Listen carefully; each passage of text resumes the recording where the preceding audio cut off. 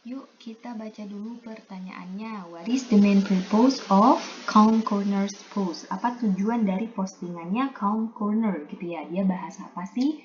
Kita baca dulu ya. And hey, don't forget yourself in the chaos.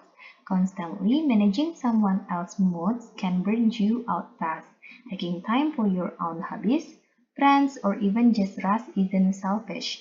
It's survival. You can't help anyone if you're running on empty. Katanya, dia menyatakan untuk menjaga diri kita sendiri ketika menghadapi orang yang mengidap NPD. Karena kalau misalnya kitanya kosong gitu ya, atau tidak semangat atau tidak sehat mentalnya, kita bisa salah gitu dalam menangani atau bahkan gagal untuk menolong orang-orang yang NPD.